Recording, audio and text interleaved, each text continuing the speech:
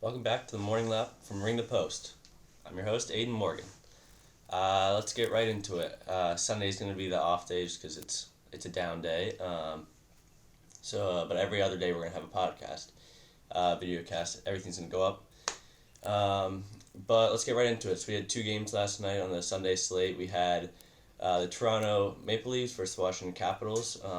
This one was, a throw up before the game. It was John Tavares' 1,000th career game. Maybe there's some luck in that. But the Toronto Maple Leafs actually beat the Washington Capitals. Actually, they didn't beat them. They trounced them 5-1 with help from Tavares in his 1,000th career game. He recorded 2 assists in that. After that, we had our second game of the night, the Bruins versus Hurricanes. Bruins, again, were streaking. They've slowed down recently, and they continue to slow down. So the Carolina Hurricanes actually beat them 4-1. So that's pretty badly beaten by the Carolina Hurricanes. But with that, the Carolina Hurricanes extended their win streak to five games, and then they extended their point streak to 8 games. So that's big for them. We're going to see them on the up and up, and especially after the All-Star break. That's where it gets down to the nitty-gritty in terms of who's going to make the playoffs. All that kind of stuff, it's going to get really tight in terms of that. Hurricanes, Bruins, they're both towards the top. They're in a spot right now, but you never know. Going back to Toronto and Washington, they're both towards the bottom of the group of making it, right on the verge of not making it, especially Washington. So we'll see how that turns out. We only have one game tonight on Monday, and that's the Blues versus the St. Louis Blues versus the Winnipeg Jets. This one, I'm going to say this one will be a pretty obvious win for the Jets. They're going to make a statement in terms of that. They're, again, pretty good. I said that in other podcasts. So we'll see how that turns out. Blues haven't been too good. Don't expect them to get any better before the All-Star break, especially. Maybe something will happen just like a few years ago with them after the All-Star break. But we'll see. So after that, we got some other news around the league.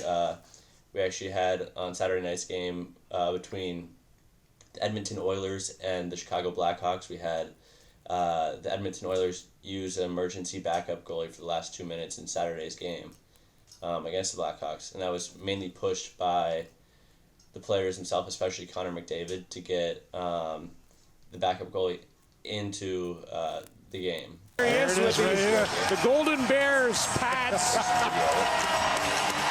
getting a standing ovation here from the Oilers faithful. So following that, again, we have Alexander Ovechkin has had a history of missing the All-Star game due to just wanting to rest. But this year, he's actually not arguing not to go. He's actually going to be attending it in a different way. He is going to be playing, but he's going to have both of his sons there for the first time for a new experience at the All-Star game. We see other players with their kids there. Ovechkin hasn't had that happen yet, and this coming weekend is going to be that first time for him. So that'll be exciting to see. Exciting to see the All-Star game happen. We just had the Premier Hockey Federation All-Star weekend this past weekend in Toronto. Watched a bit of it. It was pretty awesome watching that. After that we had, these are all coming out of Saturday's games too. Matthew Tkachuk extended his point streak to 10 points in 6 games, as well as Claude Giroux, 8 points in 4 games. Both are extending those point streaks, and hopefully, Claude Giroux has a game against the Canadiens on Tuesday. Hopefully he can extend that and then hold that into the All-Star break coming up. But we'll see.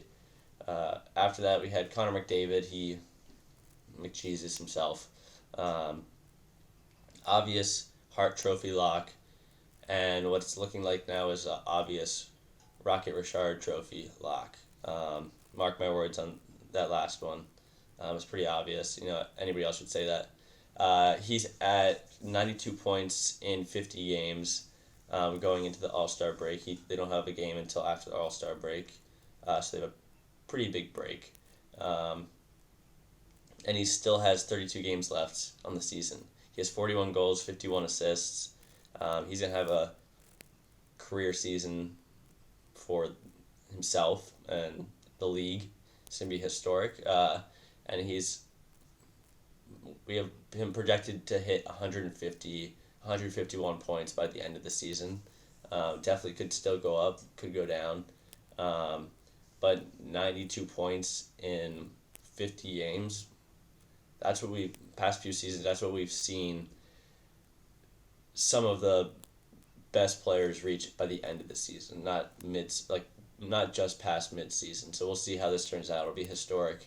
Definitely a big run for McDavid. He's probably hyped about that. And he's excited to hit the record books. That's it for today. We'll be back tomorrow morning for a recap of tonight's game, the St. Louis Blues versus the Winnipeg Jets, and then a look ahead at the 3 games we have tomorrow night.